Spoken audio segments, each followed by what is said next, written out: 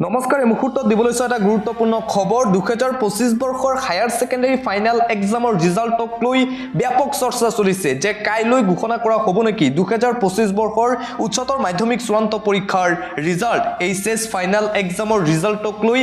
বহুকেইটা ইউটিউব চেনেলত ইতিমধ্যে বাতৰি প্ৰকাশ কৰা হৈছে আনকি এটা স্ক্ৰিনশ্বট এই মুহূৰ্তত ভাইৰেল হৈ আছে এই যে স্ক্ৰিনশ্বট ভাইৰেল হৈ আছে সামাজিক মাধ্যমত এয়া অসমৰ শিক্ষামন্ত্ৰী ডক্টৰ ৰণোজ পেগুৰ স্ক্ৰিনশ্বট ভাইৰেল হৈ আছে যে কাইলৈ ঘোষণা কৰা হ'ব মেট্ৰিক পৰীক্ষাৰ ফলাফল কিন্তু এই স্ক্ৰিনশ্বটটো সম্পূৰ্ণৰূপে ভুৱা কোনোবা দুষ্কৃতিকাৰীয়ে এই স্ক্ৰিনশ্বটটো এডিট কৰি ভাইৰেল কৰি আছে যে কাইলৈ ঘোষণা কৰা হ'ব হায়াৰ সেকেন্ডাৰী ফাইনাল এক্সামৰ ৰিজাল্ট এতিয়ালৈকে আসাম ষ্টেট স্কুল এডুকেশ্যন বৰ্ডৰ ফালৰ পৰা কোনো ধৰণৰ অফিচিয়েল জাননী জাৰি কৰা হোৱা নাই যে কাইলৈ ঘোষণা কৰা হ'ব এছএছ ফাইনাল এক্সামৰ ৰিজাল্ট এতিয়ালৈকে ৰণোজ পেগুৱে তেখেতৰ সামাজিক মাধ্যমৰ কোনো এটা একাউণ্টত পোষ্ট কৰা নাই এছএছ ফাইনাল এক্সামৰ ৰিজাল্টক লৈ যি স্ক্ৰিনশ্বট ভাইৰেল হৈ আছে সেই স্ক্ৰিনশ্বটটো সম্পূৰ্ণৰূপে ভুৱা কোনো ধৰণৰ এনেকুৱা পোষ্ট কৰা নাই ৰণোজ পেগুৱে এছএছ ফাইনাল এক্সামৰ ৰিজাল্টক লৈ ৰণোজ পেগুৰ টুইটত উল্লেখ আছে যে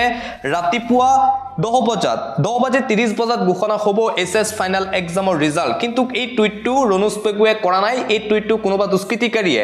এডিট কৰিছে ছাত্ৰ ছাত্ৰীসকলক বিভ্ৰান্তি কৰিবলৈ এনেকুৱা কাণ্ড সংঘটিত কৰিছে দুষ্কৃতিকাৰীয়ে এতিয়ালৈকে আসাম ষ্টেট স্কুল এডুকেশ্যন বৰ্ডৰ ফালৰ পৰা কোনো ধৰণৰ জাননী জাৰি কৰা হোৱা নাই যে কাইলৈ ঘোষণা হ'ব হায়াৰ সেকেন্ডাৰী ফাইনাল এক্সামৰ ৰিজাল্ট কাইলৈ 13 এপ্ৰিল আৰু কাইলৈ এছএছ ফাইনাল এক্সাম ৰিজাল্ট ঘোষণা কৰাৰ কোনো ধৰণৰ সম্ভাৱনা নাই হয়তো ৰঙালী বিহুৰ পিছতহে ঘোষণা কৰা হ'ব higher secondary final এক্সামৰ result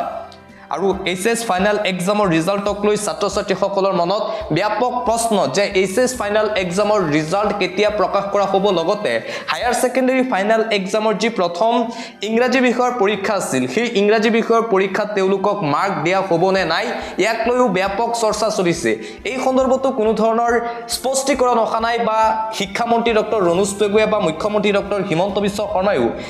mark দিয়াৰ ক্ষেত্ৰত কোনো ধৰণৰ মন্তব্য কৰা নাই যেহেতু মেট্ৰিকৰ যি সোশিয়েল সায়েন্স এক্সাম আছিল সেই সোশিয়েল সায়েন্স এক্সামক লৈ খুদ মুখ্যমন্ত্ৰী ডক্টৰ হিমন্ত বিশ্ব শৰ্মাই ফেসবুক লাইভৰ জৰিয়তে ঘোষণা কৰিছিল যে সোশিয়েল সায়েন্স এক্সামত ছাত্ৰ ছাত্ৰীসকলক পাছ কৰাই দিয়া হ'ব আৰু ঠিক একেদৰে সোশিয়েল সায়েন্স এক্সামত বহুত ছাত্ৰ ছাত্ৰীক পাছ কৰাই দিয়া হৈছে বৰ্ডৰ ফালৰ পৰা কিন্তু এছএছ ফাইনাল এক্সামৰ ইংৰাজী পৰীক্ষাৰ প্ৰশ্ন কাকতক লৈ কোনো ধৰণৰ মন্তব্য প্ৰকাশ কৰা নাই মুখ্যমন্ত্ৰী ডক্টৰ হিমন্ত বিশ্ব শৰ্মাই গতিকে ৰিজাল্ট ঘোষণা কৰাৰ পিছতে স্পষ্ট হ'ব ছাত্ৰ ছাত্ৰীসকলক কিমান মাৰ্ক দিয়া হয় এক্সট্ৰা ৰূপত এছএছ ফাইনাল এক্সামৰ ইংৰাজী পৰীক্ষা আৰু এইটো চৰ্চা চলিছে যে কাইলৈ 13 এপ্ৰিল আৰু 13 এপ্ৰিলৰ ৰাতিপুৱা 10 বাজি 30 বজাত ঘোষণা হ'ব হায়াৰ সেকেন্ডাৰী ফাইনাল এক্সামৰ ৰিজাল্ট কিন্তু এইটো সম্পূৰ্ণৰূপে ভুৱা খবৰ কাইলৈ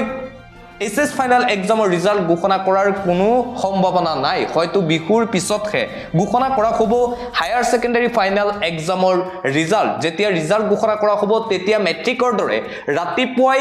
বৰ্ডৰ ফালৰ পৰা জাননী দিয়া হ'ব বা শিক্ষামন্ত্ৰী ডক্টৰ ৰণোজ পেগু বা মুখ্যমন্ত্ৰী ডক্টৰ হিমন্ত বিশ্ব শৰ্মাই সামাজিক মাধ্যম যোগে ঘোষণা কৰিব হায়াৰ সেকেন্ডাৰী ফাইনাল এক্সামৰ ৰিজাল্ট যি স্ক্ৰিনশ্বট ভাইৰেল হৈ আছে শিক্ষামন্ত্ৰী ৰণোজ পেগুৰ সেই স্ক্ৰিনশ্বটসমূহ ইতিমধ্যে উল্লেখ কৰিছো সম্পূৰ্ণৰূপে ভুৱা ৰণোজ পেগুৰ যিসমূহ সোশিয়েল মিডিয়াৰ একাউণ্ট আছে সেই একাউণ্টসমূহ যদি তোমালোকে পৰীক্ষা কৰা চেক কৰা দেন তোমালোকে চাব পাৰিবা তাত কোনো ধৰণৰ পোষ্ট নাই হায়াৰ সেকেন্ডাৰী ফাইনাল এক্সামৰ ৰিজাল্টক লৈ গতিকে এয়া যে এডিট কৰা স্ক্ৰিনশ্বট হেয়া ইতিমধ্যে প্ৰমাণ হৈ গল আৰু কাইলৈ higher secondary final exam result ঘোষণা কৰাৰ কোনো ধৰণৰ সম্ভাৱনা নাই বিহুৰ পিছত হায়াৰ সেকেন্ডাৰী ফাইনাল এক্সামৰ ৰিজাল্ট ঘোষণা কৰাৰ পূৰ্ণ সম্ভাৱনা আছে